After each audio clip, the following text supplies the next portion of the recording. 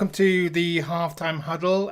We're still experimenting with going live in 3 places. So welcome to those who are in LinkedIn. Welcome to those who are in Facebook, and to anybody who stumbled across this, because it would have been a stumble across this on YouTube. Hi.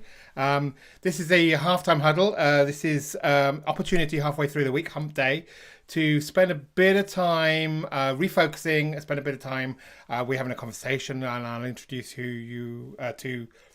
I'll get my teeth in. I'll introduce you to who I'm talking to a little bit later on, to have a conversation and to refocus, because we all start the week with a lot of good intentions, and life happens generally. That's the way things happen. And sometimes halfway through the week, you realize, where's it all gone? What are we going to do? How am I going to refocus? So this is a bit of an opportunity, get some tips and tricks, a little bit of conversation to help you through it. I'm Mark Webb. I'm a coach who helps small businesses spend some quality time with their peers, and part and parcel of that is through mastermind groups and through other activities like that. And this is an opportunity again to share and leverage the experience of your peers. This is why I do these conversations, and we do this here. So without further ado, I'm going to move to introduce you to Amy.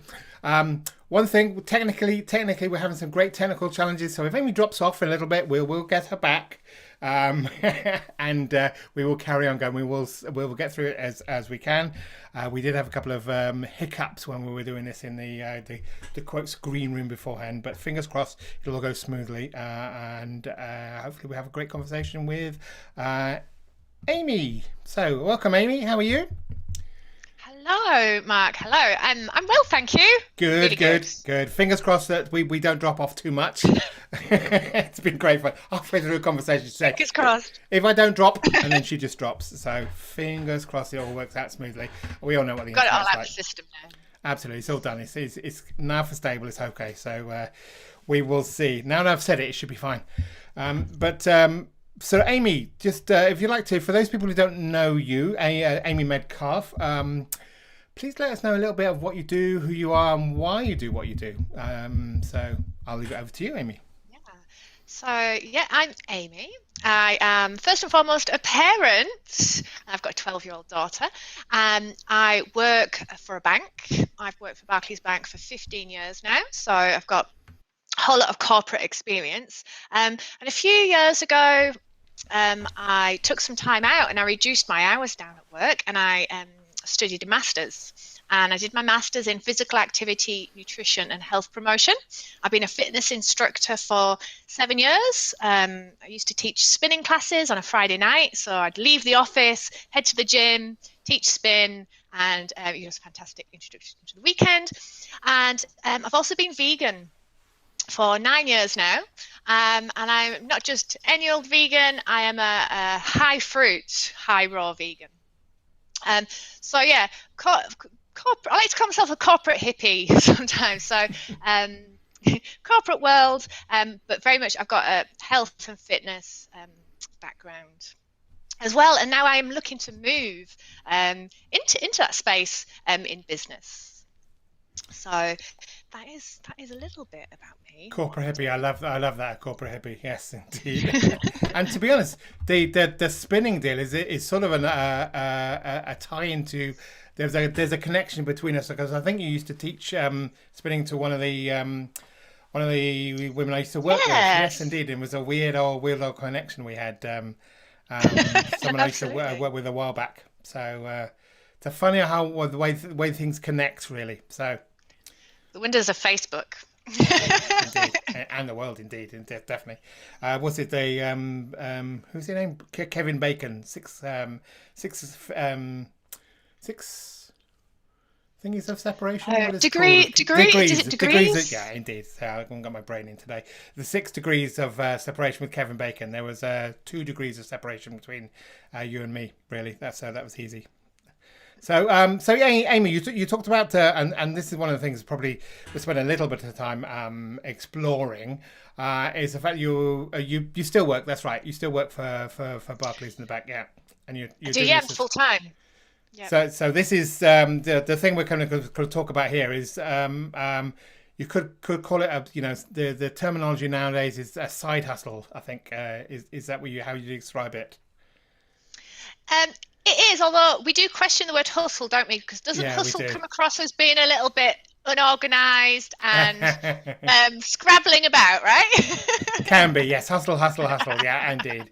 Side job, side career, side. I don't know what Side else would you call it. focus. Side focus. Fair enough. Fair enough. I don't know. I don't know. Yeah, side focus. Maybe that's what it is.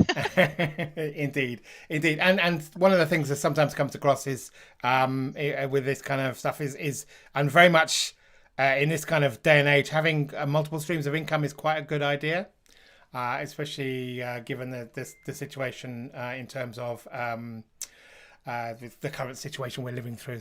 I suppose can cause some jobs that were as stable as stable can be to all of a sudden drop off a cliff.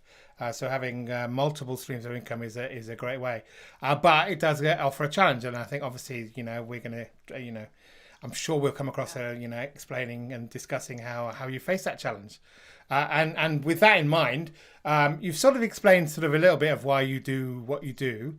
And you talked also a little bit about high fruit, high raw diet. Absolutely. Can you explain the Yeah. difference a little bit?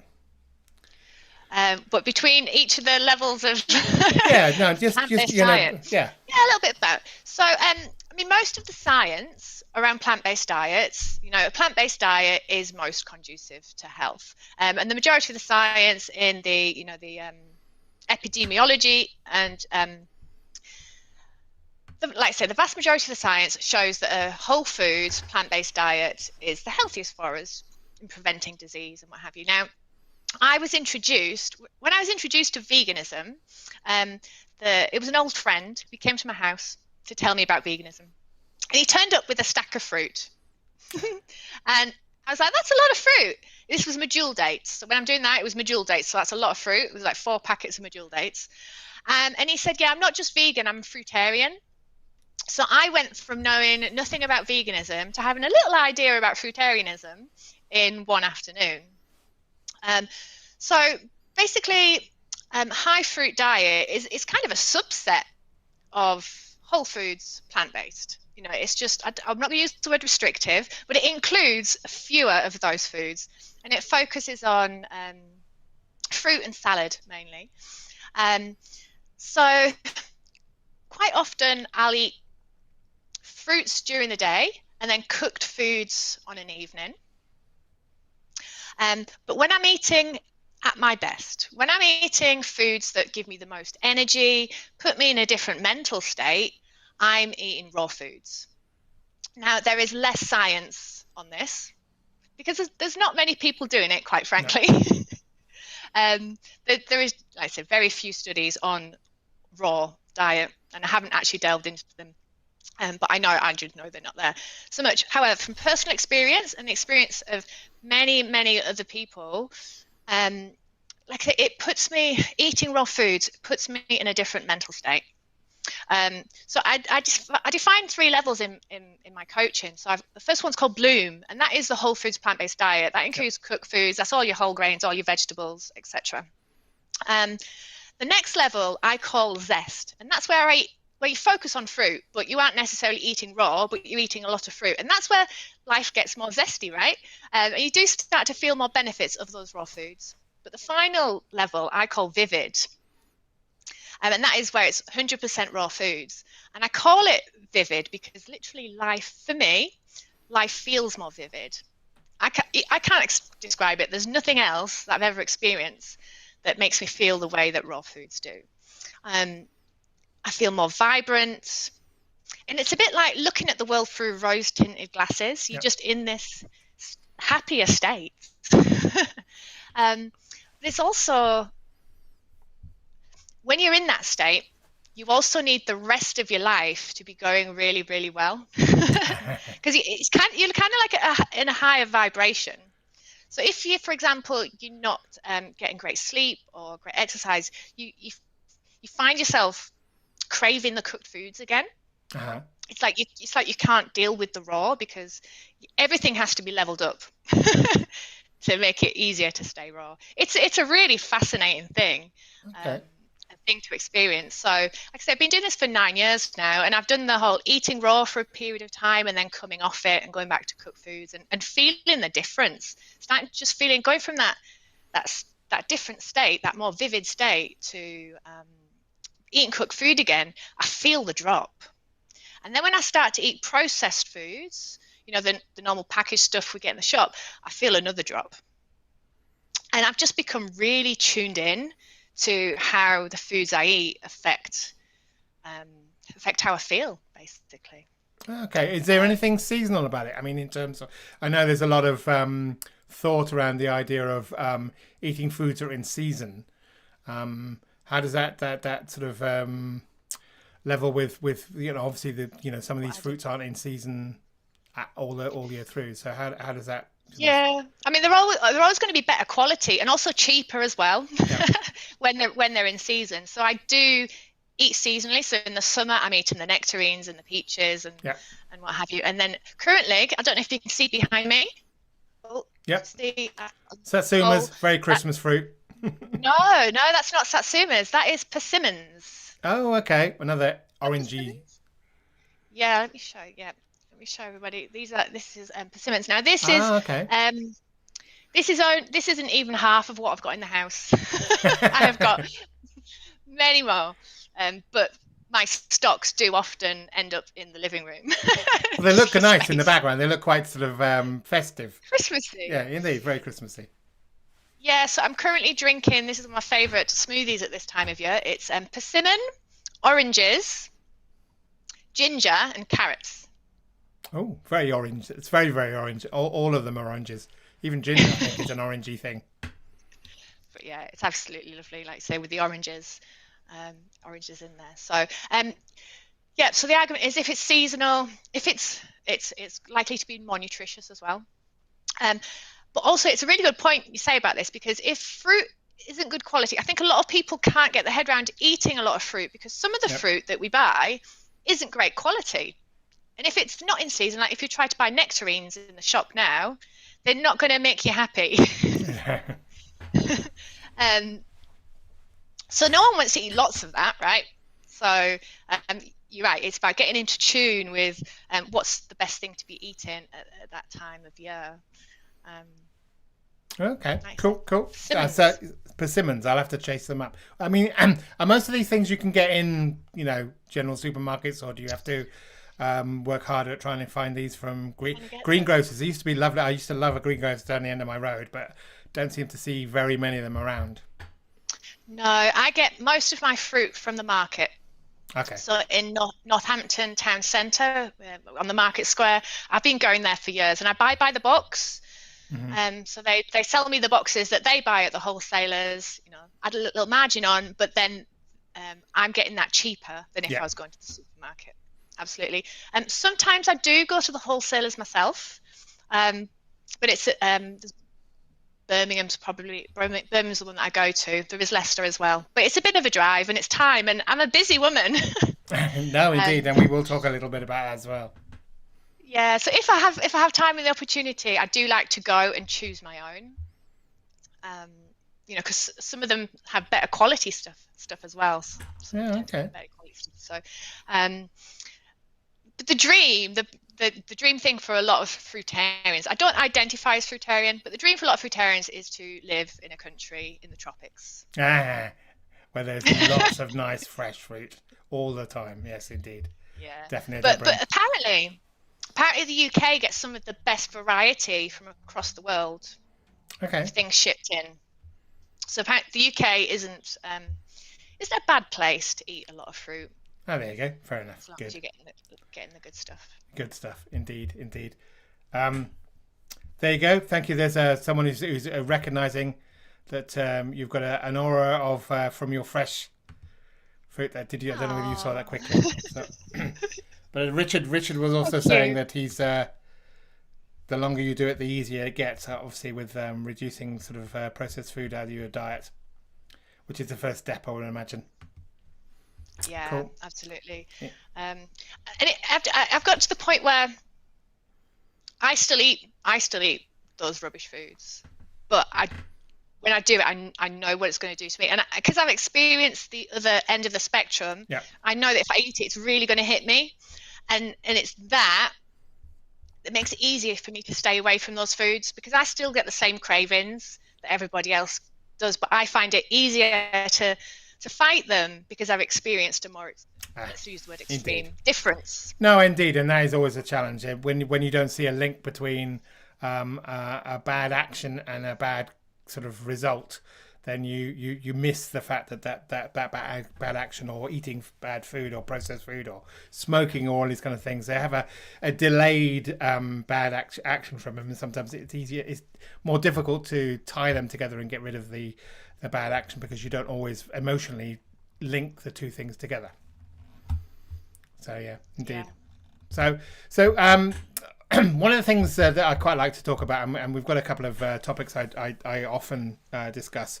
This is a, as I said at the top of the thing, this is an opportunity to spend a bit of time talking to business people and business owners, and talk about how they get through the week, how they focus the week, and also one of the other things I like to explore is and because of my my geeky nature is what I call a superpower and a kryptonite, basically, which often sometimes I find there's a tie.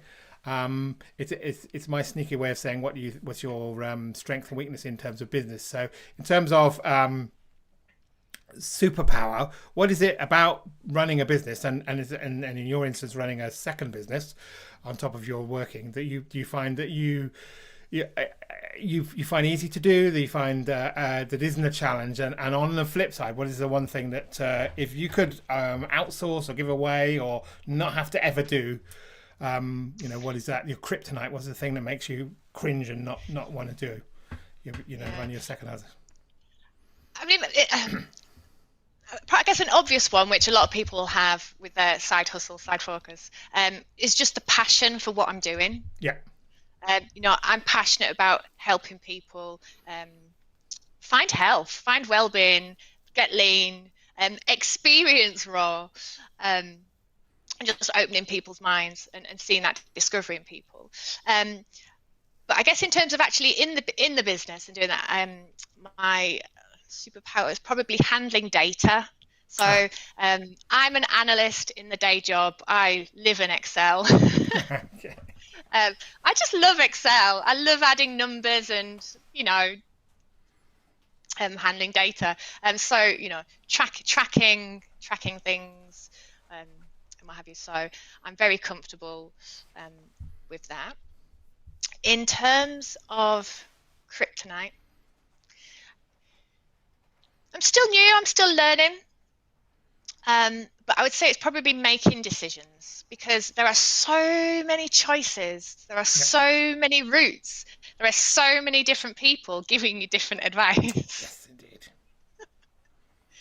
And it's then just making that decision on deciding what to do. So with that in mind, and I agree completely, there's so many different things you can do, and you're right, at the moment there are so many options. We live in a time when essentially we have a great wealth of opportunity, a great wealth of options, especially where we currently are. I mean, we talked about the UK. The UK, even for all its ups and downs, is a really a really wonderful place to be. There's loads of options for a lot of people, but it can be like a double-edged sword, because with that comes the need to make those decisions. So how do you go about navigating through that? You say it's your kryptonite. What do you use to counter your kryptonite? I have a coaching program. So I signed up to a coaching program, and I am trying to follow that path. Okay. I chose my coach. Yeah. And just follow that coach for now, and try and I try to I unsubscribed from a lot of the people that I was following for a time, just so I could try and stay focused on the advice that's been given. So essentially it's shutting out the noise. No, absolutely, and so essentially you focus on that by actually focusing on one thing. So your decision is: am I carrying on following the path, or am I not? And use that as your decision making process. Brilliant idea. I love that. Superb. So I also like to work out how day by day, what are the things you use. You talked about following a particular path. Are there any tools you use to ensure that you keep to that path? We talked about we've talked in a previous episode on some of the organizational tools you can use, etc. But it can be simple as this thing that I'm using here, AGame, that we touch wood. I'm touching wood. It's still hanging on. You're still here, which is brilliant. I live in it all the time when I'm we spend a lot of time online, and I use this online a lot. Are there any things that you use in your day-to-day business activities that you would miss if that wasn't there anymore? Spreadsheets. I thought you might talk about Excel. If Excel disappeared off the face of the earth, which is unusual. I'm actually using Google Sheets. I'm using Google Sheets at the moment, actually, so I'm going to be, I'm getting confused. And now I've got to use Excel in work. I'm trying to do the things that I can do in Google Sheets. So always learning, right? Yep. Always learning. And so, I have to-do lists in Excel, which I use a lot. However, I do also like pen and paper. So I have pen and paper lists, and also electronic lists as well. But one of the things that I really love to do is write. It's always better to write things out, but I also like it electronic, so I end up duplicating. I don't know if that's a good thing or a bad thing, but it's getting those things down on paper and getting them out and laid out like that. I find really, really helpful. So I have a roll of paper that was my daughter's. It was in the arts and crafts box. I don't know where we got it from, but just a big roll of paper. And when I want to plan something out, I just get a roll of paper, cut it. So I've got a big sheet like this. Nice. Just so I can have everything in front of me. I haven't got space for a whiteboard. Okay. or a what board? What's those boards called? Not the whiteboard. The glass board, or the smart boards, or whatever you want to call it.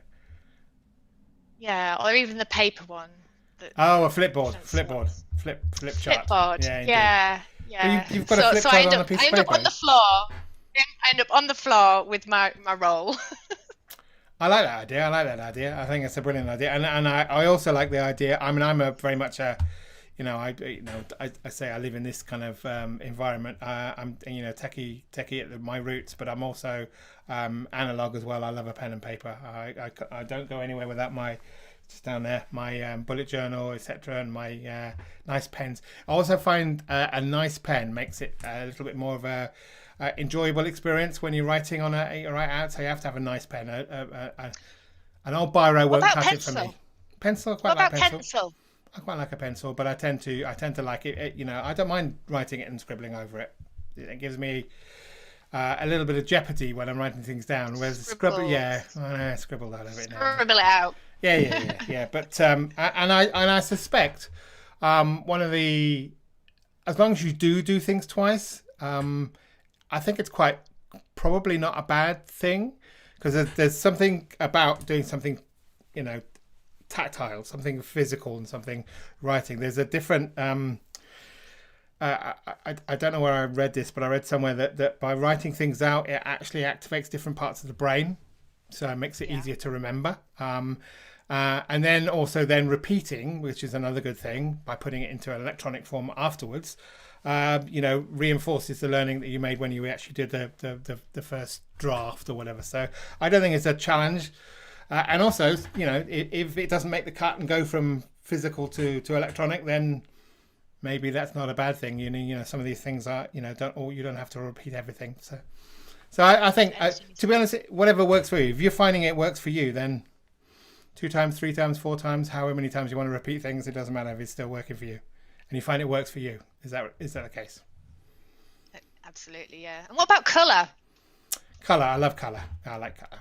Yeah, indeed. Although I like a nice thin black pen, but I do like colour. I am a colour freak. I'm also quite conscious of the environment. and cutting down on the paper I use. Yeah, no, indeed. I feel the same sometimes as well. I think, well, but then again, electronic. There's energy. I did come across someone when I was on a meeting sometime talking about, they were discussing how we could reduce our carbon footprint.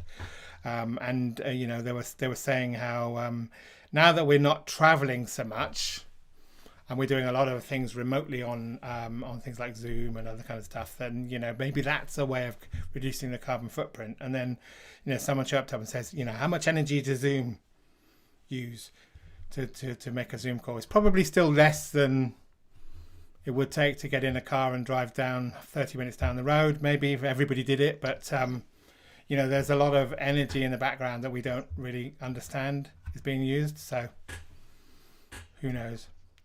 Yeah, indeed. There it's a deep topic. It's a bit like diet. It's Absolutely. A deep topic when you start to look at carbon emissions and I know it's one of those everything things that goes into.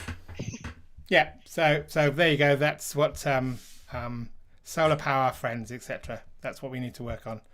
And I presume it's another one of those things where we could use our buying power if we are asking the providers of these online services to be green as well, and to use things like, as Richard was talking about, solar power, then these sort of things will become part and part of their decision-making process, and we can influence them to be more green, and we can influence the online technology we use to be green as well. So, but I feel you about trees, but and wood and stuff, but a nice big chunk of paper is probably a little bit more economical than lots of leaves of sheets of tiny little pieces of paper, I would imagine. Little Post-its. I can't imagine what Post-its are like.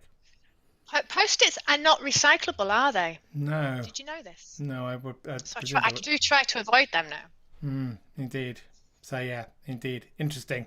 But I like your big idea of a big sheet of paper. I suppose you could use wallpaper paper as well, the background, sort of back of a wallpaper. Yeah. Everybody's got an old roll of wallpaper in the back of a cupboard somewhere. Somewhere. Yeah, indeed. And that's just, and that's reuse as well, which is also a good thing. There you go. Stuff that would just gather dust somewhere. Maybe use that. That's brilliant. So I love that. I like that. So brilliant. I will consider, although trying to find a space big enough. But you say you roll on the floor, on the floor doing it. Yeah. Let me show you kind of the sort of size I go for. Here we go. So this is that kind of size. Yeah, I suppose that's doable on there. Yeah. And then you can fold it up, and then you can use it like a little book. Or It's one I had earlier. Very Blue Peter moment there. Yeah. And you can stick the colour on as well. Yep. No, indeed. It's good. If you want to move things around. Indeed. Yeah. So no, I love that idea. Thank you very much. This is one of the things I like about doing this conversation is I always learn a new tool or a new technique and something else. So I think I'm going to see whether I can explore. I do have a big. The other thing is a flip chart. I can use a flip chart piece of paper and put that on the floor. That's about that size, isn't it? Yeah. Because that's the thing. If you do it on paper and you're only using A4 or smaller, even you end up with lots of sheets. Yeah, and then, indeed. Then they get lost. Then they get all over the place. All in one place. Yeah. No. You've sold me. I'm sold on that one. Indeed. Brilliant idea. Sort of following on from that and talking about the idea you talked about beforehand about decisions and having a coach. The one thing sometimes I find when you're working in a business on your own is that you're working on a business on your own. How do you keep in touch with colleagues and other people in the business? I presume you contact your customers regularly or your potential customers and your leads. But what about colleagues and collaborators and other kind of stuff? How do you keep in contact with other business owners? With other business owners, so I like to meet on Zoom. Yeah. And I like that face to face as well. So in the corporate job, yeah, we speak. We're all over the place, all over the country, all over the world, and we use Zoom like technology. We use WebEx.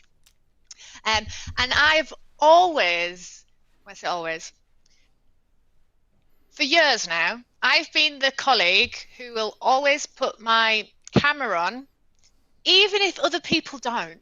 Yeah. Especially if I'm leading on it, and presenting and what have you. No, Because I just recognise the value in just having that extra little bit of interaction. So wherever I can, whenever I'm communicating with anybody, I encourage camera use. I will be there behind you, second you on that, exactly the same sort of thing. It always. I am currently doing a reasonable amount of online networking, which is meeting other small businesses, talking about each other's business, etc. And most of the time, and they're all, they see each other, they're face to face, and they've got their videos. But occasionally you see people who don't, and you think, well, I wouldn't dream of going to a meeting where I'm trying to interact and collaborate with other people. And I put a paper bag over my face or something. I'd be there, and I'd be there in person. So sometimes you think, I do. There are issues with technology, and there are issues with bandwidth and stuff like that, and I can understand that sometimes. But yeah, you're right. Camera first, I think, is definitely the way to go. And the other thing as well that I've done a lot, maybe in the last couple of years, is where I'd usually send a text message. Yeah. I quite often use a voice message now. And this came about because I'd get RSI in my arm. When my RSI get bad, I can't type. So it came from that. But I've actually found it quite useful because I can get a lot more information across with, the intonation and the, the nuance and everything faster, more efficiently.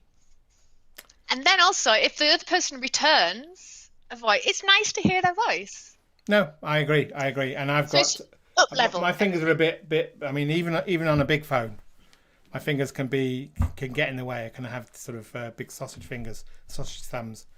So you're right. It is a nice way to communicate. And it's like I said, it's only recently that I've sort of twigged on that as well.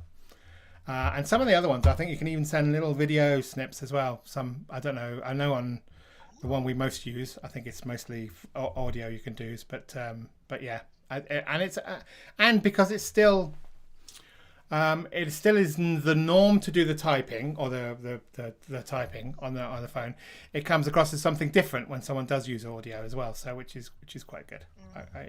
Yeah, and there's been the odd person that I've been reaching out to in my industry to talk about collaborating and they've been in America and it's like time difference and what have you, so an actual call hasn't really worked out, so we found that those voice messages have worked well. Yeah, indeed. We talked about, I'm just going to say one thing, that is the standard telephone signal, isn't it? But how many people now have a phone that's like that? Most of people have a phone that's like that. So it always strikes me as a bit, it's now going to be cemented in people's life that that's a phone. But do you have a phone that's like that at the moment? I think that I'll always do that because I did baby sign language with my daughter when she was a baby. Yeah. So I still do the odd sign now. Do you? So this is the sign for water. Okay. This is water. I've been in the office before and somebody's going, "Can I fetch you a drink?" And I've been on a call and I'm like, and they're all going, like, what are you doing? I'm like, water, please. Don't you know? Oh, sorry. Yeah, you don't understand that. And I'm not sure if that's why I do the telephone thing as well. Maybe it is. Maybe I did that as I was doing the signing. Yeah, it is a nice, easy sort of sign, and it looks like but it also strikes me as a bit funny. I'm well old enough to remember, telephones that had a speaker and a microphone in different parts of the phone. There weren't big blocks of glass. But it's quite. It always makes me laugh when I see people do that, and I'm thinking, I can't remember the last time I've actually picked up a phone like that. Very intriguing. So again, like I said, we got sidetracked a little bit there. we talked about the fact that we're doing a side focus or side you're doing a side focus or a side hustle or whatever you want to call this a business. It's hard enough when you've got a main focus to keep focused during the week and to ensure that keep going, especially when I said that we have all good intentions on the Monday morning. Wednesday hump day comes and all kinds of things have happened in between time, and trying to keep yourself focused for the second half of the week is a challenge, especially when it's not your main focus. So do you have any tips or tricks to keep yourself going, through the week? Diet. That keeps you energized. Keeps me energized, sustained energy. So for example, most of us would eat a cooked meal. Yep. And that puts you into food coma. I know the feeling. If you eat a big salad, and when I talk about a big salad, I mean a mixing bowl size salad. 20 minutes after eating that, I feel alert. Not like coffee alert, just natural, hydrated. I don't know what it is. I don't know if it is just the water or if there's more to it. I suspect there's more to it. But that 20 minutes later, I'm wanting to do something, and I feel energized. So I've immediately got productive time there that I wouldn't have had if I'd eaten the cooked food. So I do use food, but I just got to be disciplined. I get up early. And I work on the business before my day job. But in order to do that, I have to get to bed on time so that I can get early. So it's about setting my intentions and sticking to it. I love that. You're not the first person who's talked to me about intentions rather than goals, and I love the idea of that, and setting your intention on a day-to-day basis, on a week-to-week basis. I think is like I said, a great way to keep focused. But then also, probably, would this be bigger than food? The other thing is exercise. So if I don't exercise, my mind just gets clogged up. Mm-hmm. Yeah. No matter if I'm eating well or not, I do just get clogged up. And cycling is my thing. And if I go for a ride, just any stress just completely melts away. But if I don't have time for a long ride, I might go for a run in my lunch break, which was one of the great things about working from home. So I'll work on the business in the morning. I'll step into the day job. Come lunchtime, I'm ready for a break. So I can now go for a run. Yep. Clears it all. Stops me eating too much because I'll snack during the day. But because I'm exercising on my lunch break, I end up not overeating. So it's just win, win, win, win all over the place. And there was a few months ago, I hadn't been for a bike ride for 3 or 4 weeks, and my head was all over the place. And I went for this ride, and everything lifted, and I just realised I hadn't realised until that point what missing that exercise had done to me, and changed my mindset. It's really quite fascinating what exercise can do for you. So it sounds to me like part and parcel of the way you keep going is by ensuring the machine that you're working is energized, it's focused, it's healthy, it's rested, etc. So essentially, normally some people, when we've had a busy old day at work, we just want to sit down and chill, turn our brain off, and especially if it's not working on its best as well.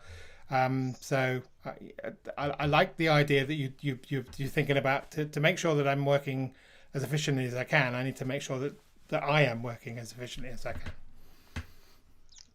Absolutely. And sometimes it would be easy to say, I haven't got time to take that exercise. Yeah. I haven't got time to it.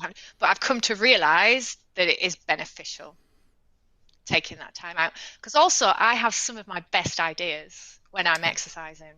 Like random thoughts just pop into my head. I'm like, there's a solution, there's an answer. Oh, there's an idea.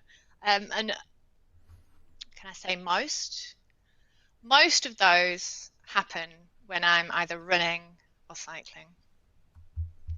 Interesting, and I like again. I like the idea of sort of essentially getting out of away of your brain by making your brain do all kinds of other stuff in the meantime.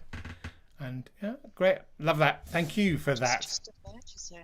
Indeed. And we've just got to welcome Cheryl, who has just said definitely she's morning workout. Cheryl is from I know Cheryl from she's in Idaho over in America, so she's definitely early morning workout at the moment. So I don't tend to exercise in the morning. I'm not a morning exercise person. Yeah, okay. I tend to do it later because it helps me clear my head. Yeah. I'll work and then I'll use it. It works better for me to slot it in later because I can use it as a break time. Okay. Okay. But this is the thing. It's about finding what works for us. Yeah. I find that I mean I am missing my work my exercise regime, but when I was doing it regularly, morning was about time to do it because much like the reason I do this midweek, life has just got in the way, and all of a sudden you find that you're coming to Wednesday, Thursday, Friday, and you've all the things you wanted planned to do are gone. Which is the premise of things like eat that frog and all that kind of stuff, and that's sort of why I like exercising in the beginning. There you go. So Cheryl has just explained the same thing. She said we said it at the same time. So there you go, Cheryl. Yeah, great minds thinking it twice. Yeah, as long as you get to do it, it doesn't matter when, and if it works for you, and if you know, I would imagine, as you said, if you know that it gives you some kind of break and refreshes you and recharges you during the middle of the day. Then it's a great way to use that and the effect of the energy and exercise as well. Brilliant, great idea. Finally, and this is a question, and I'm intrigued because you sort of hinted at a book when we talked in before this, but this is a final question that I've nicked or borrowed, and if Tim Ferriss ever read this, he would be happy that. We have reused some of the questions he's got, but this is a question from Tim Ferriss. And the rationale for why he does this rather than what's your favourite book is often when people read a lot, their favourite book is the latest book they're reading. Basically, because they're focusing. We forget what we read, don't we? We do forget what we read. Whereas if you focus a little bit more on what do you recommend, that gives a bit of an idea because that book has stayed in your memory longer. So, with that in mind, what book would you recommend and have gifted most? And I'm intrigued to what you say because you sort of hinted at something. So. Well, I wasn't sure. Do I keep it something on topic, or do I keep it my truly favourite book of all time? Can I have two? You can have it. To be honest, this is a little. Time. You've got plenty. Does it have to be my favourite? No, it doesn't have to. One of the reasons I've sneaked this in because I like reading. I read a lot. So, a lot of it is audible, but I do read a lot. And so I'm always looking for new books. So asking for recommendations from other people is my way of finding new books to read. So you can recommend 2 or 3 or 4 or whatever, but just to keep it down to a bit manageable. You've just for this time can have 2 books. And explain why. 3. I'm looking at my bookshelf. Oh, I mean your bookshelf. well, we'll see how we get with 2. But yeah, of course you can have 3. So I'm going to give you the last book that I recommended. Yeah. Is The Healthy Deviant by Pilar Gerasimo. Have you heard of it? No, I haven't. It's an intriguing title, The Deviant. I love the Healthy Deviant. It's all about being healthy in an unhealthy world. Okay. Yep. We live in an unhealthy world. There's no question about it. We're stressed. We're generally not eating well, or as well as we could. We're marketed at left, right, and centre, and to be healthy in our world means being deviant, right? Yeah. You have to really step outside it. You have to really step outside of social norms. So when I read this book, everything that she was saying was just, I felt she was saying what I want to say Yeah. in my business. And I just really connected with the message that comes from that book. So for those people again, it's A Healthy Deviant by who? Pilar Gerasimo. Oh, okay. I'm not sure I can spell that. It begins with a G, G-E-R. That's fine. I'm sure we could find. I'm But sure it's people could find it. the Healthy Deviant. Yeah. I'm pretty There's a certain. website. Yeah. There's a website. Okay, so that's book number 1 of 3. Another book which I hadn't thought of until now actually is it's a book called Beyond Beliefs, which is it's a guide to improving relationships and communication for vegans, vegetarians, and meat eaters. Okay. I think there can be a bit of misunderstanding and tension maybe between vegans and meat eaters at times, and it's just a book on how to navigate that, really, Good. to understand where the other person is coming from. Indeed, and And, that's always the best ways to understand others. Yeah. No, cool. One of the 7 habits, I think. Yeah, that is a good one. But then there's my favorite one of all time, but it's to do with parenting. So I don't know if It it's doesn't. Yeah, that's fine. if it's one that you would read. I don't know if this one's used for you, but it's called Unconditional Parenting. Okay. Are you familiar with that? By I'm Alfie not. Kohn. No. The name rings a bell. Why does the name ring a bell? Alfie Kohn rings a bell. Alfie Kohn. So Alfie Kohn, he's I believe he's American. But it's all about. So he's the author of nine previous books, Alfie Kohn, Okay. So maybe including I've stumbled across it. Punished by Rewards and The Schools Our Children Deserve. So Unconditional Parenting is about it's about the way you speak to your children so that they feel unconditionally loved. We all love our children unconditionally, but sometimes the things we say don't always put that across. Yeah. So reading that book really changed my view of how I wanted to parent. Before I was a parent, I had lots of ideas based on, the social narrative and what is popular. But reading that book made me reassess everything. And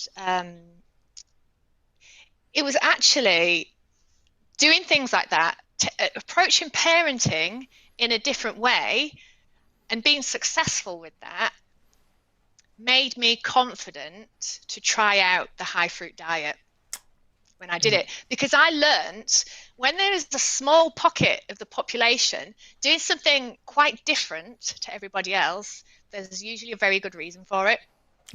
So sometimes there's not, right? Sometimes they're just being a bit wacky, but often there's a very good reason why they're going against the norm.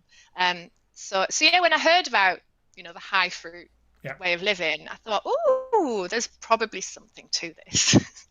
So that's when I just jumped straight into it. Oh no, intriguing. And there's a nice sort of rounded different lifestyle of books. So thank you very much.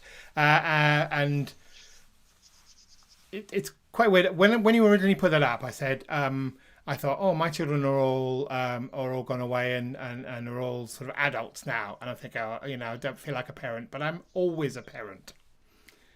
I always will be a parent. So unconditional parenting, probably I would imagine, is just as apt now as it was when they were younger and when they were children. Yeah. So that would be intriguing. It's all about taking that judgment away. So we often offer a lot of judgment. So it's taking away. So punishments and rewards are on that continuum of judgment. You're either being good or you're being bad. You use labels: good girl, bad girl, whatever. It's all judgments. Yeah. But if we love our children unconditionally, why are we placing judgments upon them? Indeed. Yeah. So when I read this book, I was like, wow, that's really, and it took. I had to read the book twice to really understand it, and then be able to explain it to other people, because it's, to tell someone that you don't tell your daughter they're a good girl, they think you're weird. That's really weird. Why would you not tell your child they're a good girl? um, Yeah, intrigue. And so that, like I said, corporate hippie. indeed, definitely, you were right. And it's all back to the thing, because I remember, because when you first started this, you said, I'm a parent. So we've bookended this quite happily with starting by introducing yourself as a parent and ending up recommending a book on parenting. So that's a great bookend to this conversation. I'd love to sort of chat for almost, up to, we've been here for almost an hour. I could chat to you for a while, and I think we may have a little bit of a chat afterwards. Anyhow, we've got our normal catch up, but it's lovely to speak to you. And for those people who want to know a little bit more about you, where's the best place for them to find you? I will put some of the links in here, so in the chats as well. So for other places they might want to find you, but where would their first point of call be? I'm not very active on social media at the moment. However, I'm on Instagram, and my what is the word? Identity is handle, whatever, handle. I am Amy Metcalf. So that's AMY and then METCALF. No E on the end. I'm Amy Metcalf. My Facebook, again, I'm not active on there, but it's at Productive on Plants. Okay. So I can be contacted via those routes. Brilliant. Well, thanks again for having a lovely conversation. And like I said, I love the way it's been bookended.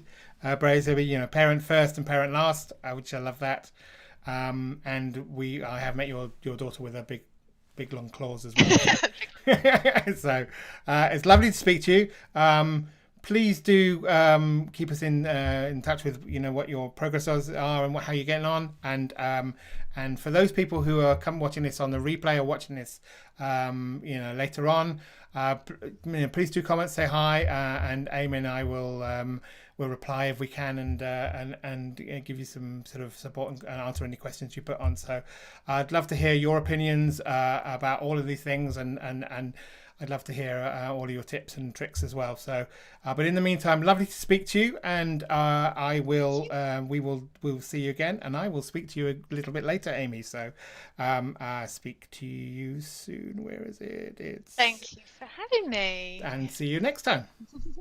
Bye bye.